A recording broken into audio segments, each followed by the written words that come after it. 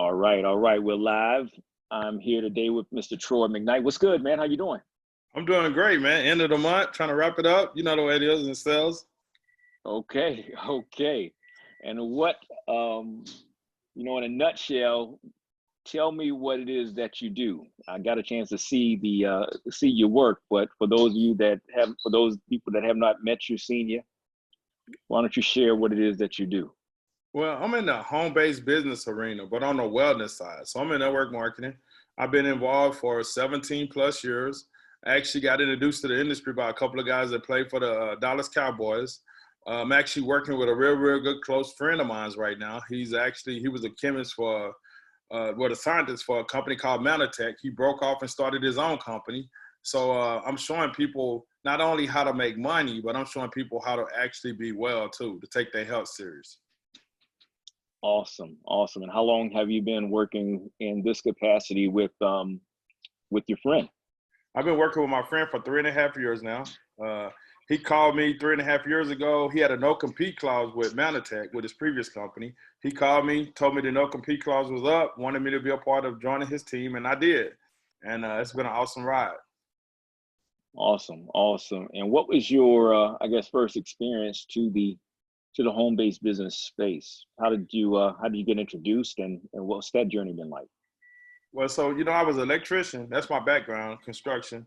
I used to go to work in the morning and get off in the evening and go do side jobs. I ended up doing a side job for a gentleman named George T. that was playing for the Cowboys at the time. And he the one introduced me to the home business arena.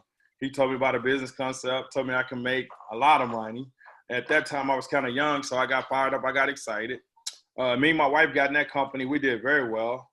Stayed in that company for a couple of years, and then it actually went out of business. And we got involved in another company and stayed in there 8 years, and we did fairly well. And then we started sitting down with people and start realizing, because of the company and what where they was positioned, that people wasn't gonna have the chance to win. So we actually decided to walk away from that company after 8 years. I actually partnered up with a gentleman, joined his team. He's a seven-figure money earning industry. And the reason why I joined this team, because I wanted to learn from him how to create the right culture, the right environment. I worked along with them guys for a little bit over 2 years. And then I was to the point where I was getting ready to kind of walk away from the industry for a while.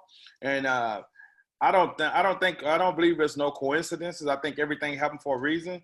And I got that phone call from my friend, Dr. McKnight. So the ride through the home-based business, network marketing industry, it's been great, so far. It's been like anything else. I've made money. And at some point, I just wanted to kind of walk away from it, but I found something else I'm passionate about right now. And that's really helping people not only, like I said, Nate, not only make money, because sometimes people get so caught up on just trying to pitch this money deal and stuff like that. But I had to find something that I knew that was going to give people value. Even if they didn't want to get involved in the business, I wanted a product or something that I knew if I gave it to a person, it was going to help them out. I don't know if that makes sense or not. Absolutely makes sense. And so, through your experience, and because you've had an opportunity to take a look at things and see it firsthand, also as an electrician, what things do you look for when you are considering a home-based business? One of the things I look for is the product unique? If it's a product or service, because I truly believe that that's what separates the great companies from the average company. Is it a Me Too product? Can I walk into the store and get it, or do I got to get it straight from that one spot? The conversation plan, I truly believe that you can actually make money in any conversation plan, but I like unilevels. I like something where, I don't have to have one strong leg over here and be trying to balance a leg out, which a lot of my friends love binaries. I don't really do binaries, but what I look for is I look for leadership in the company. I look at the leadership, the foundation of the people that started the company. And also I look at the leaders that they have in the company that's in the network marketing field, guys and, ladies that have had experience in doing building teams in the industry. So that's some things I look at when I'm looking at a different company and looking at a different opportunity. Interesting. I've been around the industry now since 1996, and I got introduced the week I graduated from West Point. And for me, I never got drawn into the opportunity. So I love talking to people that have found network marketing as an opportunity. For me, I never knew about picking up books and going to seminars to be around successful people. And so as I've spoken around the world, I've always told people, take away my West Point degree, which is in engineering and sociology, take away my MBA from George Washington University, financial planning from Georgetown University. When I learned to pick up books and go to seminars to be around successful people, that's what laid the foundation for me to make my first million by 32. And it wasn't through network marketing, but I always say that it's the education that I got exposed to that put me on a track of a lifetime of learning. And so to that end, because I've always evaluated companies and I've always been open and receptive, primarily because my first business was as a personal trainer. From there, I started to teach people how to apply the habits of physical fitness to their life. Then I did my MBA at George Washington University, started teaching people how to apply the habits of physical fitness to business.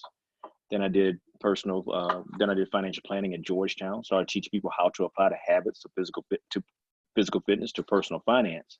And so that process of people coming in and talking to me about their goal, me doing an assessment of where they're really at, laying out a plan that we agree upon, and then hold them accountable. All that really stems back to me being an athlete. You know, I played quarterback in football, point guard in basketball, so then infantry officer. So all those things that I've always done have always been the things in which I've leveraged to help other people to uncover their uniqueness and how they go forth and really go after their goals and aspirations. I think one of the things that's unique in my process is that not only have I had success in traditional track, I've also been, real estate wise, my largest holding was a 40-unit apartment complex. I've owned a franchise. I've been a CFO of an Inc. 500 fastest growing company, former financial advisor. And all those things gives me a perspective because I've always been open and receptive to the industry of network marketing, although it's not been my deal. And I've always been open and receptive because it allows me to talk to my clients to say, okay, here's the pros and cons. Let's look at what it is you're considering. And let me talk to you in the context of all these other options that you have. Let me tell you it from firsthand experience of what this looks like compared to, say, being a real estate investor, compared to owning a franchise, compared to climbing a corporate ladder and getting to the top. And then lo and behold, that God would have it to equip me even more, further. On July 8th, 2015, he'd allowed me to have the hunger to recognize a pink Cadillac as a status symbol, to pull on the side of the road and to be able to have enough hunger to stop on the side of the road and wait for the vehicle to come by and to flag that vehicle down, not seeing the person, but to be about my business, hand her the book and say, here, read this. If you get any value from it, you could pay for it later. Well, she contacted me on July 26th, telling me she'd read it. She shared it with 30 of her directors. They all wanted it. From there, she asked me to do a conference call with 200 of her ladies. I said, bring the husbands on. After that, she asked me to do a live speaking engagement and training. And then she paid $4,500 to work with me for 90 days, 5 years ago, as a coach. And I always share that story to talk about the importance of minding your business, being about your business, and also the importance of knowing that if you got something of value and you're a person of value, that you should not have any reservations about opening your mouth. And then lastly, just the importance of always being consistent, doing those blocking and tackling activities. And so I appreciate you sharing your background, your experiences. My sniff test is, and let me see if this resonates with you. My sniff test is when I'm evaluating businesses or opportunities that people are getting involved in is, if I don't recruit anyone, can I still make money? Absolutely. If I don't recruit anybody, can I still make money? And so with that as my number one criteria when it comes to me personally getting involved with things, how do you address that? How are you looking at your opportunity with that? So when I look at my opportunity, because it's two categories of people. It's people who just want to make an average of $500 to $1,000 a month. So me being in the industry for 17 years, and anybody that's been around know the majority of the people and any organization make anywhere between $500 and $1,000 a month. A lot of people don't want to recruit, right? So I always look for a company that has something where they can go out and get customers and be able to make $500 to $1,000 a month. Like the company I'm involved in now, if a person go out and get 11 customers, that's $300 a month, just customers. They don't have to never bring nobody in. They get, I think it's, what is it? I think it was 11 37. customers. Huh? Yeah, 11. I think you said 11 and then 37. I heard. Yeah, then 37. You remember 37 is $1,000 a month. I don't have it in front of me, but 37 is like right at a little bit over $1,000 a month. And then if they go on up a little bit more, me and my wife did the calculation. If they go get like 85, 86 customers, they over $3,000 a month. So they never have to touch, the part of actually trying to get nobody involved in a business or anything like that. They can just go out and share it. And I actually got people on my team. I got a guy that's a friend of mine. His name James. He's a sergeant in the Army right now. I was actually on the phone with him last night. And he started working with me in January. And he said, Troy, my check haven't been under $400 since I started. And all James has is customers. He don't have no business partners under him. And that alone make me feel pretty good. And I got another friend named Mickey, him and his wife, Dree. They generated a little bit over $700 a month. And now they have his customers. So certain people only want to get customers. Then I got a friend named James that got teamed up with me. He was 16. And he's actually building a business. Not James, I mean Rhett. He's actually building a business. He got people under him on his team. And a lot of his people got customers. So I always try to make people feel comfortable and show them that it's a real business. A lot of times people go at people saying, man, you got to go get your friends. You got to get the family. You got to get everybody involved in the business, right? And that's not true. Nate, a real business is all structured around customers. I mean, if I open up a sandwich shop, I need customers to survive, right? So that's the way I truly believe you build a real strong network marketing business, is because people quit. I mean, you was in the military, you've been a personal trainer, the first of the year, everybody want to work out and get in shape, right? And then about February, March, some people disappear. And that's the same thing it is in business. People say they get fired up, they want to join, they get involved, right? But what I've seen is if you teach some people to go get customers, even if they quit, if the customers like the product or the service, they stay on it. And that's what creates real income. That's right. That's right. And the thing is that as long as you're giving value, you have something where people will have a delight in exchanging money for what it is that's being offered. As long as you're solving problems, then you're being a true entrepreneur. Sadly, most people don't learn that. And oftentimes in the home-based business space, a space in which is talked about being an entrepreneur, unfortunately, many people never get any entrepreneurial or business training. And it talks about big money, but oftentimes people go without ever learning anything about money and being financially literate. And so I celebrate you for engaging and being consistent with the industry. My wife retired after 26 years with one company in the industry. And so we definitely have an appreciation for what that looks like. And our biggest thing now is being able to give people perspective about what's possible and do so with some objectivity because of how our relationship is so unique, with her being an industry professional, but hiring me as a coach, and my background and being able to look at things objectively and giving people the real deal without having any agenda. And so my last question to you is, the way that I look at business is always based upon what problem is being solved. To that end, I never put network marketing down as a company. I look at network marketing as the way in which a company, an entrepreneur like myself, chooses to move my product or service to the market, recognizing that I can either use my money, my revenue, to a budget to put money into advertising or put money into employee W-2s, or I can choose to hold on to that money and deliver something that's solid enough for people to go out and share it, and then wait until sales are actually made in order to then pay out my payroll. Based upon that, how do you feel when you learn about products and services independent of an opportunity? And how do you feel when do you ever find yourself in a situation where you just look at the product or service that someone is offering based on what you need and not in a state of competition? Absolutely. I mean, because I do a lot of prospecting online, LinkedIn, Facebook, and my wife Lisa was laughing at me because a lot of times I reach out to other network marketers because sometimes they be looking for something different or they're not doing it anymore.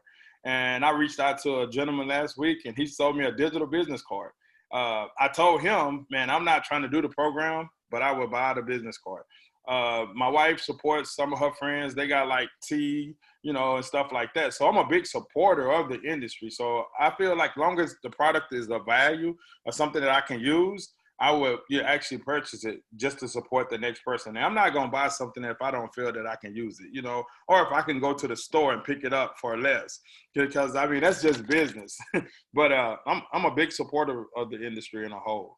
And Yeah, even from the standpoint, Nate, of just giving value to somebody that might be in the industry but might be new and they might be in love with their company. Man, if any kind of way I can help them be successful, I would actually do as much as I can, just to build a relationship, because I truly believe that network marketing is the greatest industry in the world. And the reason why I said it is because it's such a low startup cost. And a lot of my friends, just like you, invested in real estate. I interviewed a friend of mine named Kai not too long ago, and Kai was homeless at one point. Kai makes over $300,000 of money in his network marketing company now, but he also owned a couple of franchises, and he bought some script centers. And the reason why is network marketing gave him the opportunity to do that, and that's why I'm so passionate about what we're doing here, because it don't cost that much to get involved. And if a person take it serious, they can truly become a real entrepreneur, where they can venture off in other things. yeah, yeah. Well, like I said, and that's why I draw the distinction and even talk and even how I frame it. And that is that um, network marketing for me is what I've always done and always do, because as a business person, I look at it as a marketing, as a way to market, as opposed to a business. My business is always my product or service based upon what problems I solve. So you would never put me in the I language has power, words have power. And I try to make sure that in engaging with people that I maintain my distance from being thrown in the same bucket, because as a case in point, for 14 years, I knew of a company, but I never looked at it because of how people approach me, because the way they approached me made me think it was an MLM, direct sales or network marketing company. Now I knew it was what it was, but because of how people approached me, it gave me the impression that that's what they were being taught, and that's what was being uh, the emphasis was placed on from the company. It wasn't until I was asked to go speak at an event where I was in the room and heard the presentation done the right way that allowed me to say to the speaker, we need to talk because I think this fits my program. And what I did was, in seeing that, was I saw that it would allow me to offer something of value to the people that were already my buyers, and allow me to give value, and allow me to give them a way to get in connection with me, so that they can in turn have the benefit of learning how to take and apply those principles that I teach in my book, Life is Rich, How to Create Lasting Wealth. Miles Monroe says that knowledge is information, understanding is comprehension, but wisdom is applied knowledge. And that's really the thing I really emphasize, is trying to get people to not just read my book, but actually apply the things in which I teach. Because in the book, I talk about leadership is the answer, the cash flow danger. It happened to me. Become an entrepreneur, choosing the right entity, raising capital, asset protection, protecting your financial privacy, reducing your taxes, retirement planning, residual income retirement planning, estate planning, and life is rich. Every chapter begins with scripture. And then I say, so what? How do you take God's word and apply it on a daily basis? It's about how to think versus what to think, because that's the same process I took my soldiers in going to battle, knowing that if I got killed on the battlefield, the mission would still have to take place. And so I thank you for sharing what you've shared. My hope and desire is that in time, you and I get a chance to really connect and collaborate. I love your energy. I love being able to sit in and watch you share your information last night. I thought you did a phenomenal job, and I'm definitely looking forward to getting to know you. Man, I can't, and Nate, I can't wait to get my hands on your book, bro. Because I want to actually have you on one of my Facebook lives, and we can, talk about your book. Because I truly believe, you know, one of the biggest challenges that most people have in life, even outside of network marketing, is that they learn stuff, but they don't apply it. And I think That's it. that's the key to success, you know, learning and applying. That's what I try to teach my team all the time. You know, I can show you different things and you can sit back and take the notes, but if you don't take the action, nothing happens. Yeah. And my teaching process is the Socratic method of teaching. And I tell you, if I tell you, you'll forget. If I teach you, you'll remember. But if I involve you, you'll learn. If I tell you, you'll forget. If I teach you, you'll remember. But if I involve you, you'll learn. And so, so that's the deal, man. So once again, I look forward to connecting with you and seeing where there's opportunities for us to connect. And let me ask you this: do you have any causes that you really you know, drive home, or any issues that you know that you really care about? I really, one of my main focuses is just to show young Black men that they can actually become successful without being a rapper or a basketball or football player. That they can step into entrepreneurship and create something for themselves. That's like something I'm really truly passionate about. I got my son is 19, he'll be 20 in October, right? My son has always been an entrepreneur. He even has a drop shipping store right now where he drop ship product. You know, he wanted to learn how to do it. He learned how to do it. I helped him get it up and going. He built his own website and stuff. So I'm really passionate about that, showing kids that, man, there's other ways to make money and be very successful outside of playing sports. Awesome, awesome. Well, that ties into my $10 million endowment fund to foster personal growth and development entrepreneurship. And the concept is very simple. Those things in which I pour out to others, let's say on the low end is that $1,000. And I say that, for example, with 50 people and taking those 50, helping them to make 100,000. What I've been doing is then asking them to give back 10%.